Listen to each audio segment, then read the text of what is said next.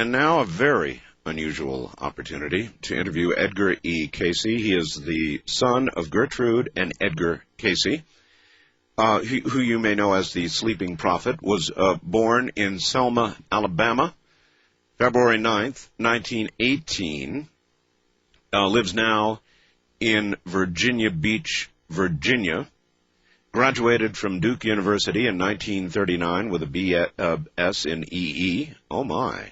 Employed in 1940 by Virginia Power as an engineer.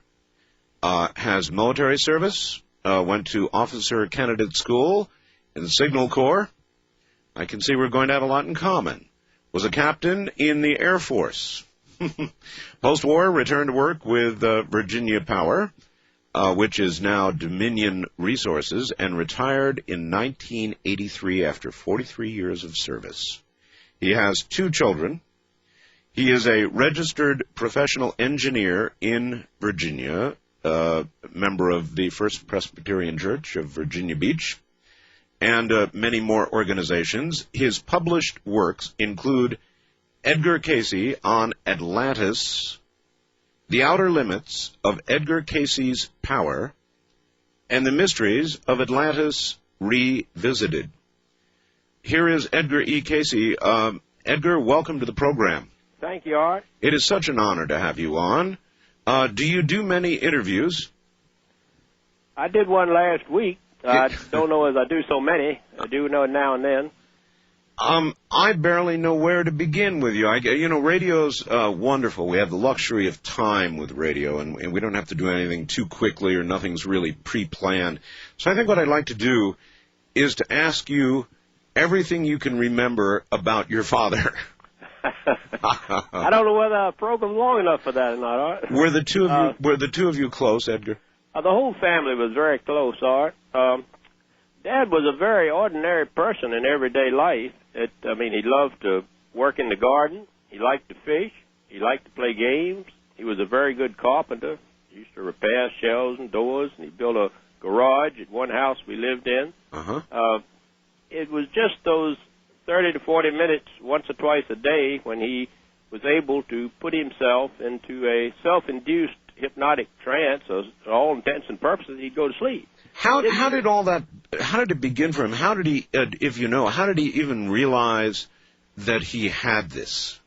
Well, this all began before my time, Art, so it's sort of hearsay, but I've heard Dad and the family talk about it. Well, it's good. He was a young, excuse me. That's quite right. It's good close hearsay, the best we're going to get, so tell us what they told you. All right. When he was a child, he had some rather strange experiences. For example, he wasn't a very good student in school, and he was having trouble with his spelling lesson one night. And his grandfather kind of got impatient with him, and finally my father said, if you just let me think about it, let me just study it a minute, and I think I'll know everything. And his father said, all right, very roughly, and he went out of the room. In about 5 minutes he came back. Meanwhile, Edgar Cayce had laid down on his head on his spelling book and gone to sleep for 5 minutes. When he woke up, he knew every word in the book and what page it was on, and from then on, instead of a poor student, he became a very bright student. That was at what age?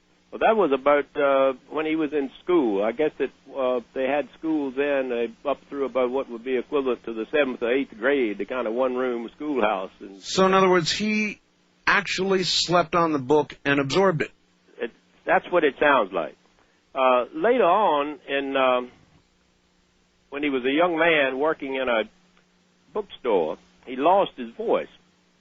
He couldn't talk at all. Of course, he wasn't much of a salesman when he couldn't talk. No. And all the doctors in town, he'd been to everybody, and none of them seemed to be able to help him. Sounds like Gordon Michael Scallion.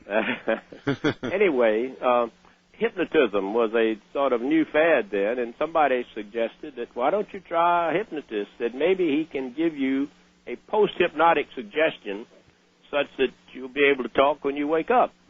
Well, Dad tried it, and there was a medical doctor, several people in attendance when they tried this experiment, And under hypnosis, he could talk a little bit, but he wouldn't accept a post-hypnotic suggestion from the hypnotist. And when he woke up or came out of his trance, he still couldn't talk. But the hypnotist suggested, he says, you're such a good subject, says, maybe you can put yourself into a hypnotic trance. Maybe you can give yourself the suggestion. Maybe you'll take it from you instead of me. When Dad was, of course, he was willing to try anything, he laid down and immediately he was able to go to sleep or put himself into a hypnotic trance. He didn't remember anything he said at the time, but he described his condition and said it was due to congestion in the throat. He says, we'll clear this up. And he turned real red. His face got red. His throat got red. He coughed up a little blood and woke up and he could talk. As far as I know, that was the first reading, the one on himself. And, of course, the doctor, there was an MD there, Dr. Ketchum, who said, well, Edgar, if you can do this for yourself, maybe you can do this for some of my patients. Well, Dad was always willing to try to help anyone he could, and he tried giving readings for other people, and he was very successful, some very accurate readings, and that's how he developed, as I understand it, this ability. About what year would all that have been? Well, this was way before my time. Is when he was about 20 years old. It was back in the late 1800s in Kentucky. The power of healing is one that I believe in very strongly, and that's a remarkable story. He coughed up blood, and he regained his power of speech. In other words, he cured himself. He cured himself, that's right. That was the first so-called reading. I think the word reading came from lack of a better word to describe what he did. Well, what he did sounds like diagnosis and treatment. Well, that's true. That was his main, the main focus of his reading were the physical readings. He gave over 14,000 of these readings in his lifetime, and about 60% of them were diagnosis of other individuals' physical condition. He didn't actually treat the condition himself, as he did for himself there. But he did diagnosis. He did diagnosis. 14,000 of them, Edgar? Over 14,000. I think it's 14,470-something or something like that. There are copies of these readings at the Association for Research and Enlightenment in Virginia Beach with the doctor's reports and the patient's reports. And, of course, the people who didn't follow them didn't get any results. If people followed them halfway, they got halfway results. And if they followed them in detail, they got excellent results. By that you mean the diagnosis? The diagnosis, right. And then your father would recommend to them a course of action? That's right. He would suggest a course of treatment. It varied. That was the thing. He didn't stick to any one particular thing. I mean, sometimes he would recommend an operation. Sometimes he would recommend a diet. Sometimes even osteopathic chiropractic treatments, which didn't set well with the medical doctors, but sometimes he would describe compounds or herbs that he would give the formula for to make it up. In other words, you could probably sense deficiencies of one sort or another in somebody's dietary habits. It sounded like it. Yeah. Did your father ever describe the precise way that he was able to discern this, or that it came to him, or was it a mystery to him? I think it was a mystery to him and to everybody else. Of course, he was asked questions about it, and some of the answers sound as strange as the stuff. He said that this was an ability that he had inherited in a previous lifetime that he had done before. It sounded like an ability or talent that was developed. Now, this idea of reincarnation was something that came up much later. In the early 20s. I had been born then, and it was while we were in Dayton, Ohio. Someone suggested, wanted I guess they call it an astrological reading, wanted to know what effect the stars had on a person's life. And he said, well, the stars didn't have as much effect on anybody's life as his previous lifetimes. And he proceeded to describe this person's previous lifetimes and the effect it had on his present life. Now, and when he woke up and heard what he had said, he was as astounded as anyone else because he didn't know anything about reincarnation or karma. He didn't realize that many people in the world believed in it, and that he always said if he ever gave a reading that hurt anyone, he'd never give another but he never did. And some of the life readings seemed, vocational guidance readings seemed as helpful as some of his physical readings. So did he continued to give them. Did he get any information on who he had been in a previous life? Yes, I understand he did. It was a long time ago, and there were several previous lifetimes. I don't remember all the details of that now. You can, there's a recent book been written about it, I think, that mentions some of his previous incarnations. When did you become aware? How old were you when you realized your dad was different? Well, you know, Art, growing up in a family is a little different than being exposed to this from, all at once from the outside. And when I was real little, excuse me, I thought everyone's father gave readings, I didn't know.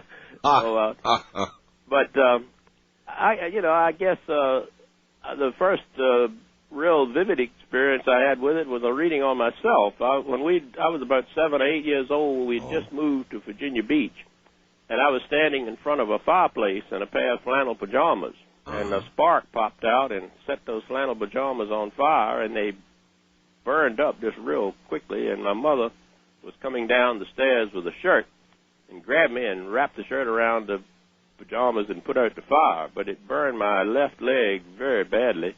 I was out of school about 4 or 5 months, and the doctor never looked at it. I asked Dad to please give me a reading. He did immediately and described what to do for it.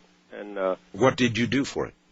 Well, it was a number of things. There were fluids to wash it with. I think it was ungentine at that time was one of the for that preparation to put on it for a very severe burn. And as it began to heal later, the skin grew across so I couldn't straighten out my leg. And then he told me what to rub on it, what to do to straighten it out. Wow. It did straighten out. I played football, basketball, baseball in high school and college, and it doesn't bother me at all. He even gave me something to remove the scar, and I rubbed it on for a while, and then I decided I couldn't see it, and I didn't really care about it, and I quit doing it. So I still have a scar on the back of my leg about half as big as the original one from my ankle to my butt. But, okay, well, you regarded this then as a normal thing. But at some point in your life, you had to realize Dad's a little bit different than everybody else. Oh, there's no question about it. And I was one of the things that got me into writing the first book. I'd had a life reading also that, now not every life reading he gave described or mentioned Atlantis. Of the 14,000 readings he gave, about 2,500 of them are the so-called vocational guidance readings or life readings. About 700 of them, maybe almost a third, did mention past incarnations of people in Atlantis. Well, Atlantis was just a myth. It is to many people still. There isn't any proof that it ever existed. Of course, there's no proof that it never existed either. So I thought I could go down there to the association. We have copies of all these readings in the files at Virginia Beach. At that time, they were on microfilm, and had just been put on to preserve them. When the Dad gave a reading, a copy was given to the patient and a copy was kept on file. I said I could go down there and maybe look up all the life readings on Atlantis and find some proof that it either existed or didn't exist. At that time, I didn't care which way. I just wanted to know the answer. Sure. So I said, well, I could probably do this in a few weeks, and that was a very naive idea. After about a year later, I had read every life reading on Atlantis that I could lay my hands on, and the amazing thing about it was some of these readings given 20 years apart, never, they didn't contradict each other. And it wasn't that he gave a reading on Atlantis and said it existed. He gave a reading on a person and mentioned an incarnation in Atlantis and told that person's characteristics in life and described how it affected him now. And by putting all those little pieces together, trying to arrange them in some kind of chronological order, that's what came out of that book. Well, it turned out to be very successful. It came out in '68. It's still in print after 30 years. And what is the name of it? Edgar Cayce on Atlantis. And now we've got an update. The Mysteries of Atlantis Revisited. There have been, yes. When he gave these readings, this was before radiocarbon dating. And many of the statements he made back in the 20s and 30s, when many of them were given, sounded ridiculous because the ideas of geology and archaeology were quite different then than they are now. And when he said that man had been in North America 10,000 years ago or 20,000 years ago, and in South America even longer, that the poles had shifted in the past, and, all kind of things like that, well, it sounded ridiculous. But now with radiocarbon dates of 17,500 in Pennsylvania, 20,000 in California, 35,000 in South America, it's turning out that man was in the places that Edgar Cayce said he was at the time he said he was. So it kind of stands to reason that if, statements like that were true. Well, he made the statement one time, Art, that the Nile River used to flow west into the Atlantic. Well, that was 60 years ago. And, of course, there wasn't any way to prove whether the Nile River flowed into the Atlantic or not. That's right. That millions of years ago. But in 1987, when they took the pictures from the space shuttle with the ground-penetrating radar with Sahara, it showed that the old course of the Nile was west into the Atlantic, exactly where Cayce said it was. When you did all this research, and you researched these people who had been said to have prior lives in Atlantis, what kind of proof did you run into, or corroboration, for example, people who may have known each other, or references that could be checked from one person's reading to another person's reading, that kind of thing? Did you? That was the thing. I call it the internal consistency of the readings. The fact that the one reading didn't contradict another. It was a reading given 20 years later was just like for a different person, was just as if it had stopped and taken up. But did you find places where they corroborated each other? Oh yes, about the times that he would very seldom did he mention dates unless somebody asked him, but he did mention 2 or 3.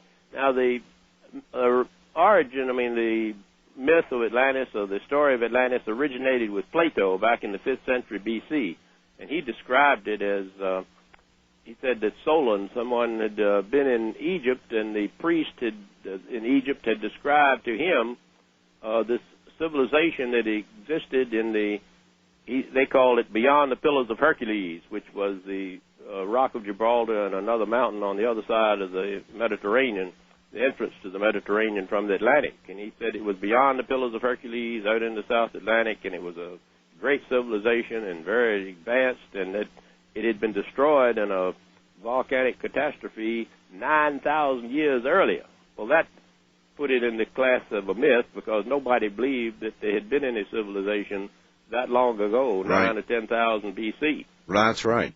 And since Plato's story, there have been thousands of books and pamphlets written about it, some of them trying to amass evidence that Plato was right, and some of them trying to prove he was wrong, and some of them trying to rationalize the story by moving it to a different location or changing the date. And the thing that convinced me about it was the fact that Dad said that people had incarnations there, and he was so accurate in his physical readings, and he was so accurate in many of his other life readings, describing the characteristics of persons and the kind of occupation they were in, the problems they were having with their family. The other readings had been accurate. The things he said in the other readings about geological and archaeological events of the past. That kind of came later, didn't it? A lot later, of the right? But predictions. He has been so accurate in that. Why, maybe there's some truth in this Atlantis story. Maybe there is. I think that your father suggested there would be something called the Hall of Records found beneath the left paw of the Sphinx. Is that correct? That was mentioned in a reading, right? When your father went under, he was called the Sleeping Prophet, but from what you've told me, it sounds more like he was the self-hypnotized prophet who would go into a sort of a hypnotic trance. Well, that's true, and I don't really think of him as a prophet, Art. I think I know he didn't really go to sleep and say that this is going to happen and that's going to happen. He always said that the future's not fixed; that we can change it. That we can change it. And that's I think it's a hopeful statement rather than something that's inevitable. But he did mention these things that had happened in the past, and when the scientific evidence turns up for a pole shift in the past, when scientific turns up evidence for climatic changes in the past at the times he said they were, and men being in the earth at the times he said they were, and the fact that man had been in the earth instead of a few 100,000 years, millions of years. Mr. Cayce, we're going through all these things now. We're at a break point, so hold on, relax. You've got a good 10 minutes. We'll be right back to you. Edgar E. Cayce, the son of Edgar Cayce, is my guest.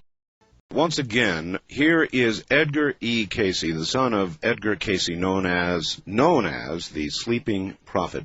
Mr. Cayce, welcome back to the program. Thank you, Art. Sir, I'm curious, how old were you when your father passed on? Well, he passed away in 1947, into World War II. I was about 27. 27.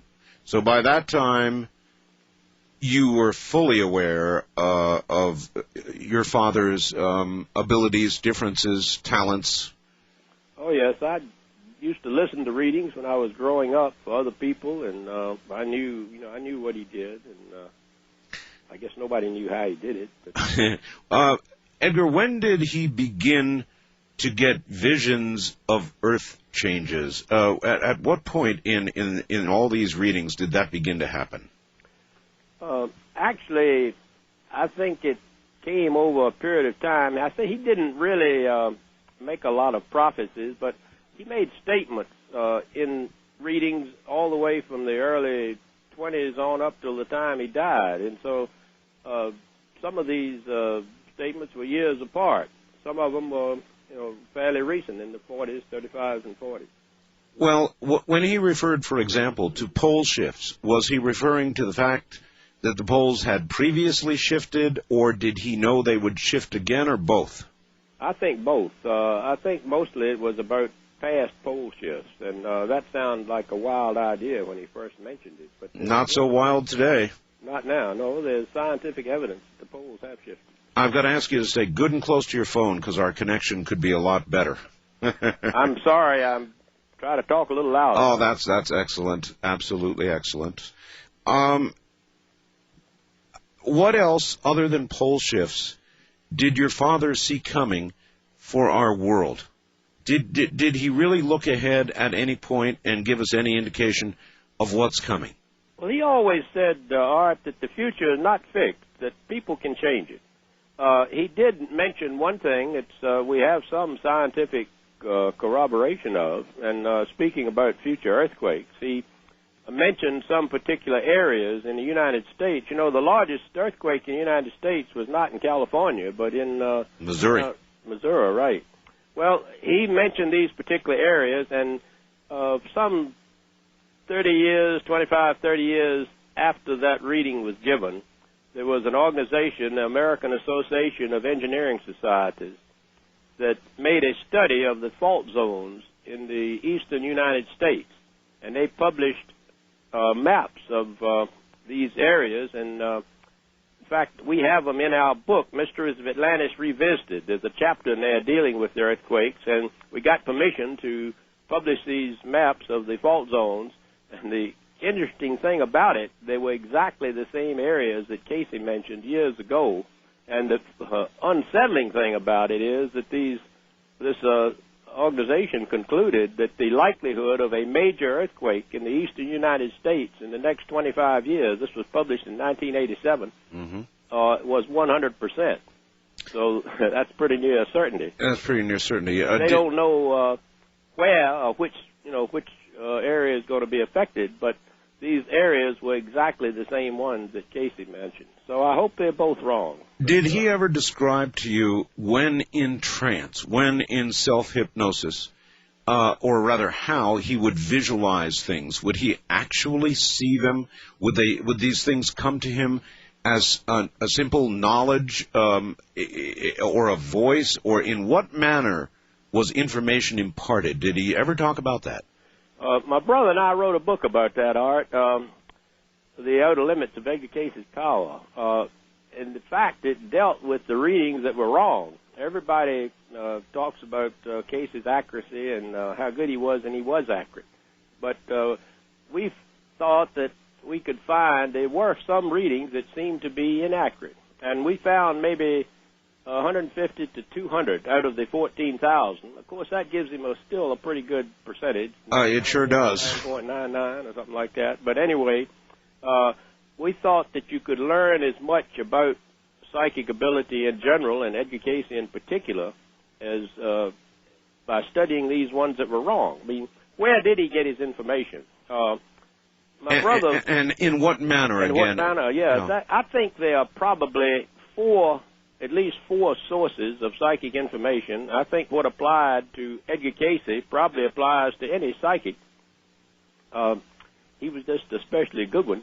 But one would be unconscious memory. That is, everything you've ever thought or read or heard is somewhere in your mind, though you don't maybe remember it consciously all the time. He could tap that source. Another one would be telepathy. That is, the communication of his mind with the mind of another individual, either living or dead.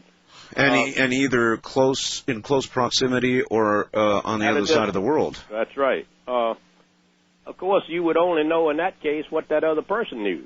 If you were trying to diagnose someone, I suppose unconsciously or subconsciously, that person, all the reactions in the body of the person he's diagnosing, if subconsciously that person knows what's wrong with him, maybe he doesn't consciously know, but all the reactions are there, and if you could communicate with his mind, subconscious mind, you could give a beautiful diagnosis of what his trouble was. Mr. Cayce, there are many who might suggest what your father did is the ancient equivalent of what's now known as remote viewing. Well, that's another source that would be that, clairvoyance. That is, seeing things at a distance. Not in every reading, but in some readings, he would say, well, there's a beautiful rooster. This man has a beautiful rooster in his yard. Or he's looking at a rose bush, or he's arguing with his wife. That's very... an accident outside. And very specific. In every case, we never found him to be wrong in a case like that. We always would try to call up the person or write the person and say, you know, do you have a red rooster, or were you arguing with your wife, or you know, what were you doing at the time? And we never knew him to be wrong in a case like that. Then might I suggest to you then that you mentioned when he was wrong, the few times, percentage-wise, that he was wrong. He said himself that not all that he saw would necessarily come true. In other words, we are not bound in some horrible little dance of what the future is going to be inevitably. Right. Let me give you an example of that. That brings us to the fourth source.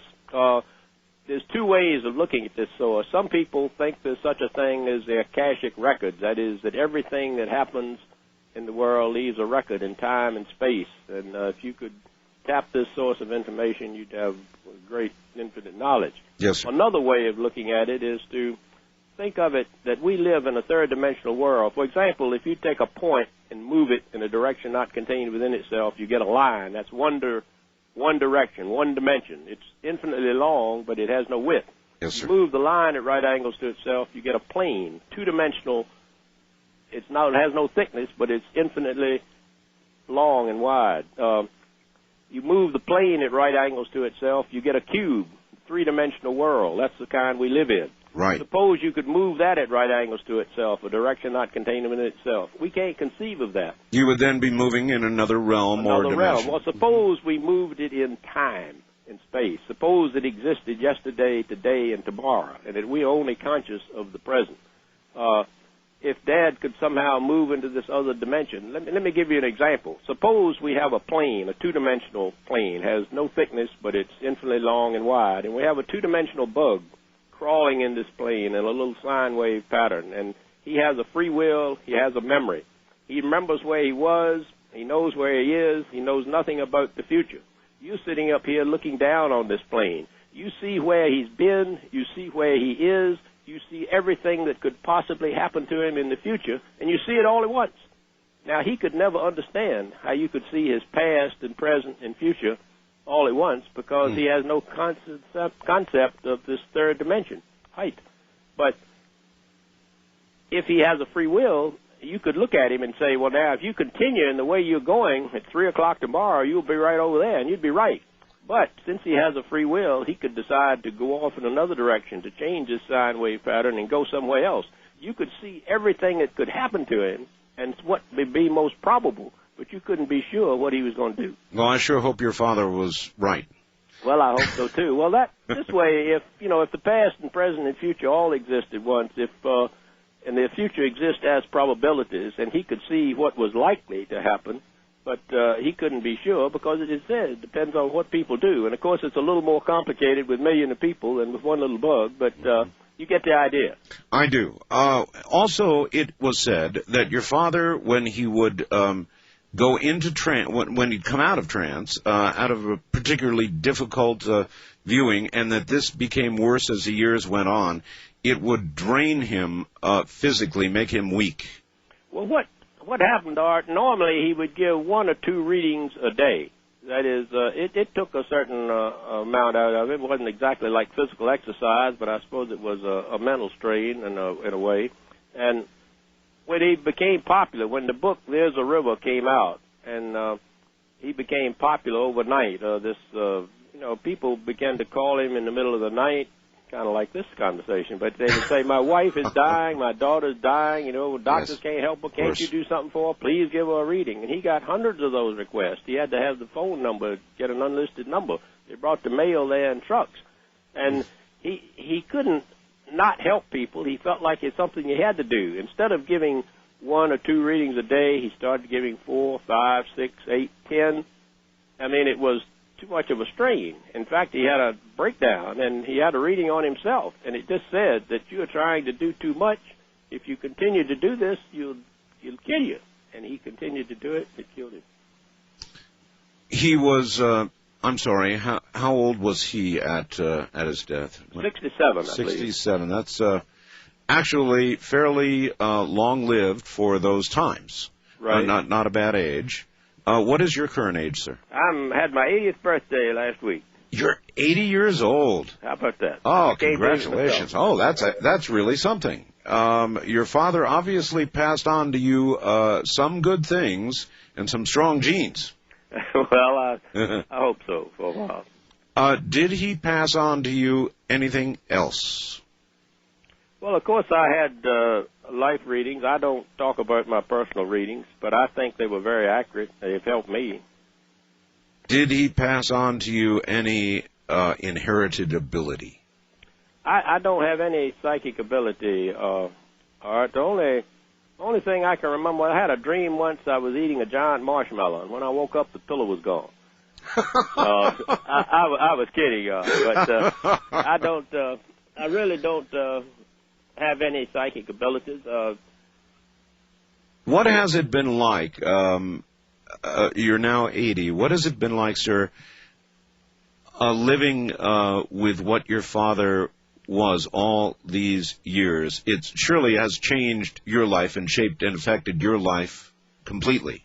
Well, I think it does. I mean, he suggested, for example, where I should go to school. He even said, you could get a scholarship. Said, go to Duke and study engineering. He said, now, I graduated from a little high school that had 28 people in its graduating class in Virginia and Beach, and the chance of getting a scholarship from a small school looked up at chances of a snowball in hell. Mm. But I was valedictorian of the class, but that's a small school, and I put in for a scholarship, and I got it. So he was right about that. And then you proceeded. I've enjoyed engineering. I think it's not, you don't get rich, but I think you have a satisfying life. That is, if in my case, if you're happy in what you're doing, happy in what the kind of work you do, I think that's the important thing, not how much money you make. But. Well, you were an engineer, so you were in the hard sciences. That's right. That's a long ways from psychic research. Sure is. Was that difficult for you at times? I am into electronics, and yet I deal with this kind of material on the radio. Well, I had a kind of a dual ratio there. I mean, I was living in a family with a man who was probably one of the most remarkable psychics in this country, and I watched it every day. I mean, Now, I just tell you an example of a reading, some of the kind of things that would happen to be kind of curious. I used to listen to him as I was growing up, and he had a reading one time on a man that was supposed to be in his apartment in New York. And the mother gave him some suggestion and said, you will have before you the body of so-and-so who at this address in New York. All he had to know was the person's name and where he would be at the time of the reading. Well, he lay there for a minute, and he said, he's not here.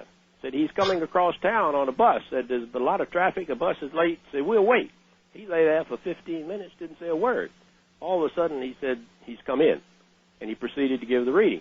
At that time, my brother got up, went in the other room, and called the man on the telephone. The man said, that's exactly right. Said, I knew I was supposed to be in my apartment. I was on my way there, and there was a traffic accident or something. The bus was late. I just this minute walked in. Now, there's a beautiful piece of clairvoyance that I don't see how anybody could have foreseen. Did it ever scare you? I don't know if it ever scared me. It made you think a lot of times. Really hard. I wonder how a young man who's becoming an engineer was able to square all of this. And were there times the early years in your education when you would reject or just simply couldn't believe, or did you always simply understand what your father did was a normal thing for you? I don't know if I considered it normal. I realized it was pretty abnormal, but I had seen it work in so many cases. You know, I grew up with it, and he had people that were successful. You know, had readings that were so successful for people. They had remarkable cures. They suggested vocations for people who succeeded in them after, you know, and they'd take up this occupation or this, you would be good in this or something like that. And this had happened. It happened to me, and it happened so many times that, you know, you had faith in it. You thought that you knew that he was right. You knew he was accurate. Now, I don't know how. That was one of the reasons we wrote this book, this Mysteries of Atlantis Revisited, that it showed the archaeological and geological discoveries that have happened in the recent past to show how accurate he was. I mean, you are a very devout Christian, obviously. Was your father? Yes, he was. He taught Sunday school in the Presbyterian Church, and my brother and I both did, too, as a matter of fact, here in Virginia Beach. Were there conflicts between his religion and the fact that he was a prophet, and we all know what it says of prophets in the Bible, that they've got to be completely accurate or they're false prophets, and there must have been those accusations? Well, a lot of people didn't know what Dad did here. You know, when we first moved to the beach, it was a very small little fishing village. It wasn't the resort it is today. And most people thought he was a doctor. They used to call him Dr. Cayce. And they really didn't know what he did. And he was a very normal person in everyday life. And most of the people, except someone who had had a reading, well, they knew him as in everyday life. They knew what a good carpenter he was, what a good gardener he was, and knew what a nice person he was. And he devoted his life to helping people. Mr. Cayce, we're at the bottom of the hour. We'll do just 30 more minutes, and I'd like to open the lines and let some of my audience ask you questions, if that'd be all right. Certainly. There is a number that people can call that... Okay, hold on to that. We'll get it on right after the bottom of the hour. All right. Once again, Edgar E. Cayce. Mr. Cayce, of your father, how much is currently today myth versus what really happened? I guess it's a lot of books have been written about him, Art. Probably the best one is There Is a River by Tom Shagrew, who was my brother's roommate in college. That's an account of how he started his work. And Tom, in fact, I helped carry Tom upstairs when he had gone from 180 pounds down to about 90, and the doctors told him to go somewhere and die. There wasn't anything they could do for him. He was paralyzed from his neck down. He couldn't move a finger. And he followed the treatments and the readings Dad gave, and he wrote the book when he got well. He never got so he could walk without crutches, but he did get up to the point he could go back to his job with the American Magazine and Herald Tribune newspaper. So would you say the majority of what we know, or what we can certainly read in that book, is accurate and not myth? Well, I guess it depends on who you read, what you read. The fact that he was a prophet, I think, is a little exaggerated. I know he did say some things about the future that, and about the past that have certainly been proven accurate. Oh, one of the things he said was that there would be a hall of records found beneath the left paw of the Sphinx. Now, I interviewed the director of antiquities, A.R.E, not long ago, and he answered in his normal, a very boisterous Egyptian accented voice. There has never been one grain of sand found here to show that there is anything that would relate to Atlantis, and that's what he said. But on the other hand, Mr. Cayce, there are radar records, ground-penetrating radar now, showing that there are chambers beneath the Sphinx. There are records showing that there are certainly anomalies. Whether they are chambers or not hasn't been proven. You know, getting permission to dig beneath the Sphinx is kind of like going to Washington and said, I'd like to dig a hole under the Jefferson Memorial or the Lincoln Memorial or the Washington Monument. Very much like that, yes. It's, it's the national treasures. You can't just go over there and dig where you want to. Maybe they just haven't dug deep enough. There are some interesting things. I don't know whether A.R.E mentioned this or not. In fact, it upset a lot of the archaeologists. But Professor Schock, he was a Yale-trained geologist. His specialty was rock weathering. And he went over to Egypt and looked at the base of the Sphinx. And he said that the weathering was definitely water weathering. It was not wind and sand weathering. That's correct. He was the person that would know. And he presented his findings at a geological convention in California. As a matter of fact, there have been sea incrustations removed from the rear side of the Sphinx, sir. Well, I know that the weathering there was, he says that it's water, and if it was, that means the Sphinx is much older than they thought. In fact, the work that the A.R.E did and sponsored in carbon dating the pyramids, of course you can't carbon date stone, but you can carbon date fiber or bugs or any kind of plant that's gotten in the mortar. And the interesting thing about it was they wouldn't let us take any samples from inside the Great Pyramid, but they did let us take stuff from the outside. Well, it turned out that the pyramid was several hundred years older than they thought, which means that the pharaoh they thought built it didn't, or else he lived a lot earlier than they think. And that really upset the Egyptologists. In fact, the blocks at the top turned out to be 300 or 400 years older than the ones at the bottom. Well, now, it wasn't built from the top down, so that would indicate that probably were repairs made to it. And if that was true, then it must be much older than they think it is. Boy, would I like to have you in the same room as A.R.E. All right, let's go to the phones and say, first-time caller line, you're on the air with Edgar Cayce. Good morning. Good morning. Hello. Hi. My name is Martha. Where are you, Martha? In Kentucky. I'm really glad to talk to you, Mr. Bell, because I listen to your show all the time, and it's really great. Thank you. In fact, I've sent you a few messages. Yes. All right. Do you have a question for Mr. Cayce? Yes, I would like to talk to Mr. Cayce. I got to know the A.R.E when my sister had psoriasis really bad, and nobody could fix it. And, of course, every doctor has, 10 different reasons why you would have psoriasis. Sure. And I'm a registered nurse, so I went to the A.R.E to get help for her. And, in fact, she was healed.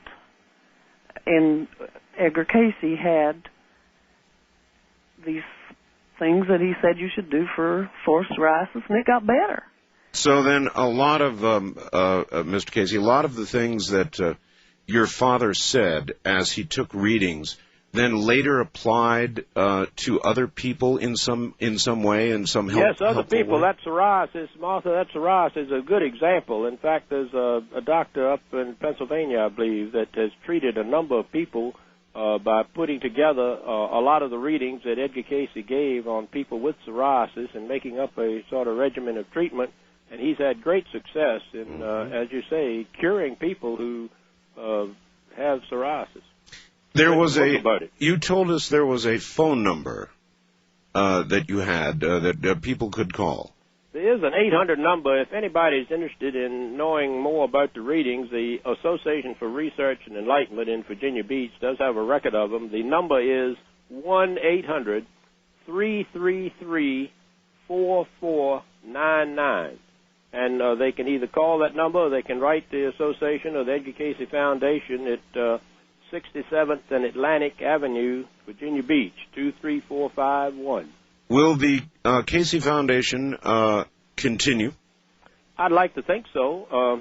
There is an organization that probably has 25,000, 30,000 members in the United States and many members overseas in other countries, and the purpose is to preserve the records that Edgar Cayce gave and make them available for study.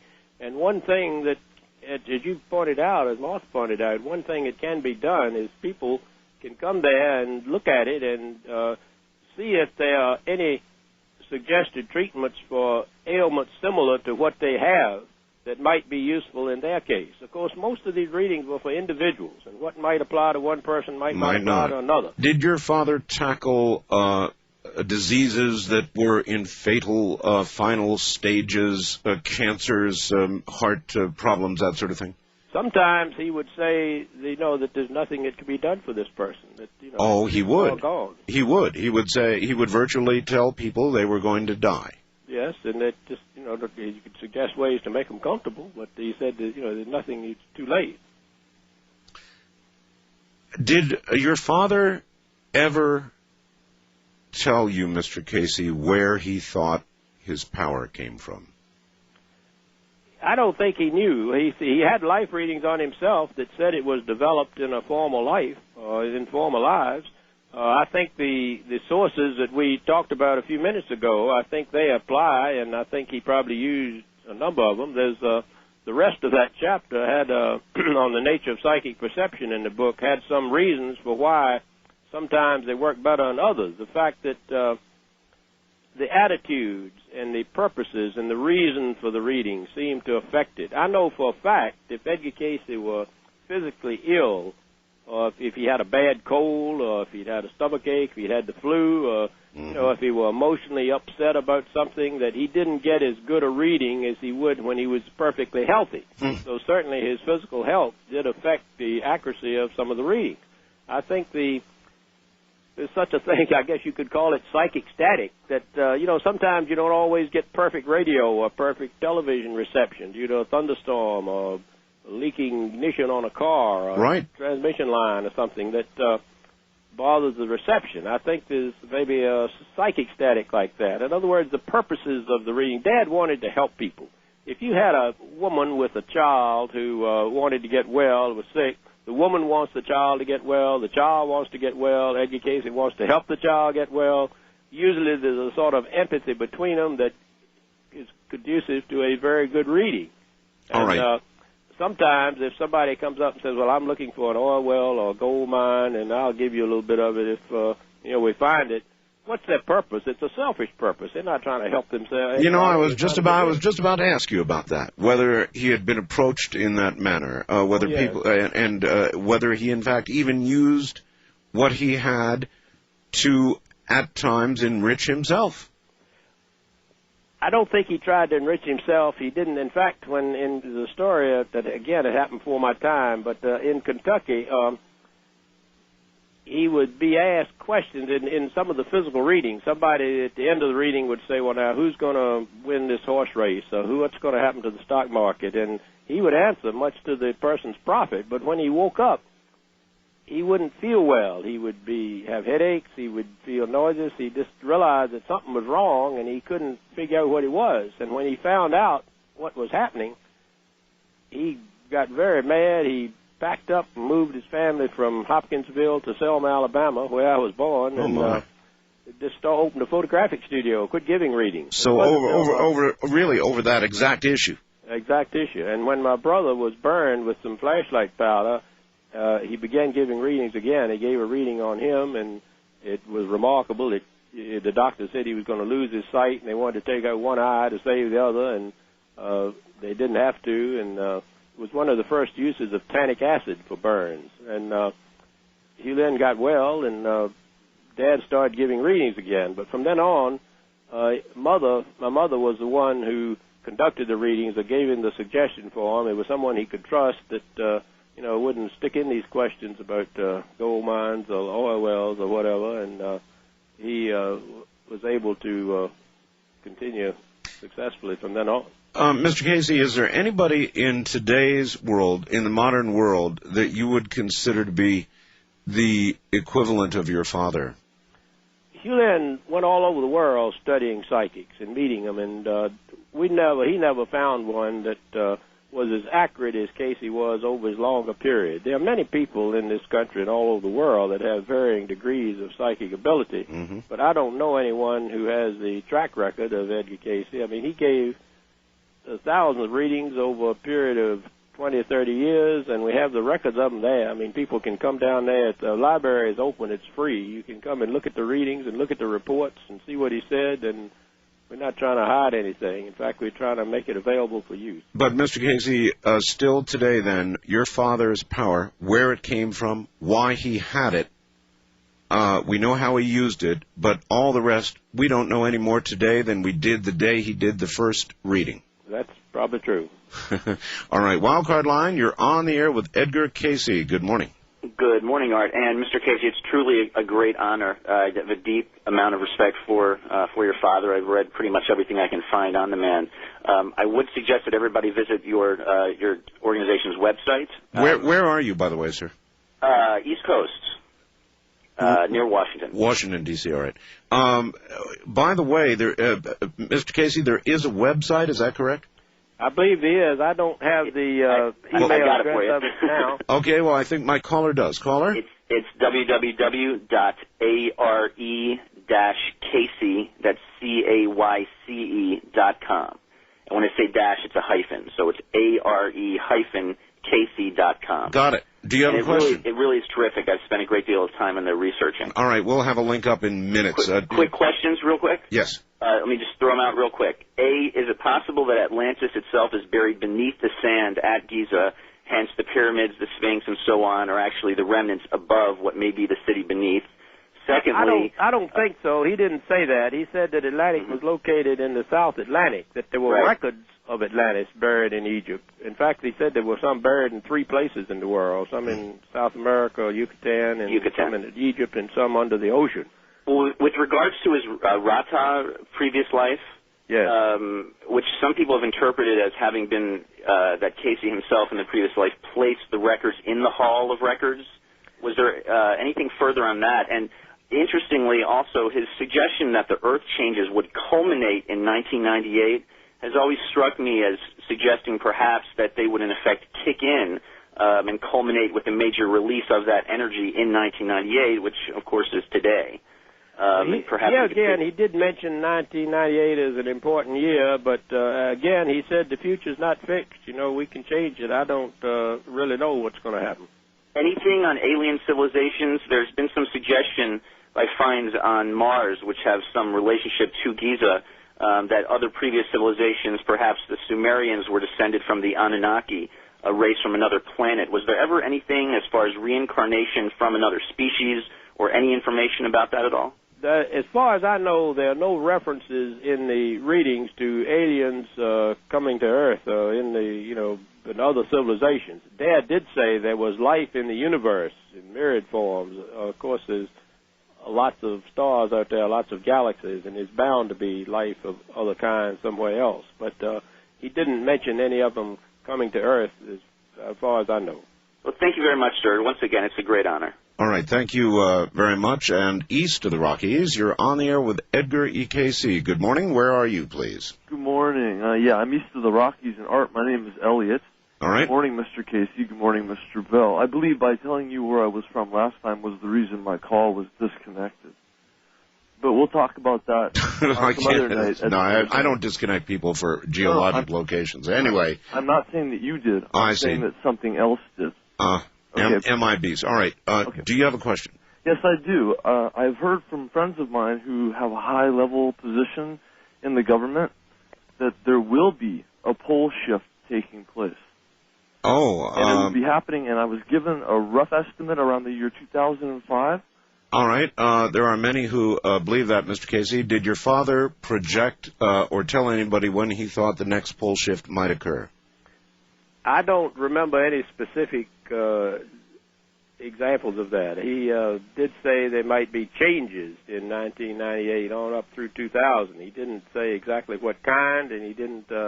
I think there may be. I mean, I don't know, but here again, it's we can change that, even physical changes. Mr. Cayce, as you look around today's world and listen to today's news with anthrax and wars and social disruption and so much that has changed in our society, would you think your father to be pretty much on track with regard to predicted changes for beginning in 1998? I mean, is that the way the world looks to you? Well, the media plays up a lot of the exciting things or the bad things. There's a lot of good folks out there, and a lot of good things happening other than anthrax and people trying to destroy the world. But we have, I know we have, I think, done a lot of things that we could do better, and hopefully people will change their attitude and about things in the future and not get us into these situations that might lead to our own destruction. You're a hopeful man. West of the Rockies, you're on the air with Edgar Cayce and Not a Lot of Time. Hello. Yes, this is Steve from San Diego. Yes, sir. I'd like to talk to you, Mr. Cayce. Quick preface, your father's legacy followed me around for about 5 years as a teenager before I finally got around to reading the biography. But wanted to know, in the biography there are two paranormal experiences that or powers that were mentioned for your father as a child. One was that he could put books for his schoolwork under his pillow and read them at night while he was asleep, and the other was that he had sprite or pixie type of play friends. All right, Mr. Cayce? Of course, this was before my time, and these are stories I've heard, that he could see people when he was a child that other people couldn't see. He had playmates that other people couldn't see, but he did have that experience of being able to memorize, or by sleeping on a book, just memorizing the contents, and he did turn from a poor student into a very good student with that ability. Mr. Cayce, Again, this was before I was born, so I can't testify. I understand that a lot of stories have been told about that, and I've heard Dad tell it. Mr. Cayce, do you have children? Yes. Do they have any abilities? As far as I know, they do not. They have some good abilities, but they're not psychic. Both of them. My son graduated from Duke as an electrical engineer. My daughter graduated from Ohio State in psychology, a major in BS in psychology. Boy, what a pleasure it has been to have you on the program. I know it's getting mighty late back there. Well, I guess, it's getting mighty early. It's about 5 minutes to 4 here. All right, Mr. Cayce, I'm going to say thank you, and I hope one day I'll have an opportunity to interview you again. You're a class act. Thank you, sir. Well, thank you, Art, and I hope you got a copy of my book. And I did. I surely did. Well, I hope you get the chance to read it sometime and enjoy it, and I've enjoyed being on your program. Thank you for having me. Good night, Mr. Cayce. Good night.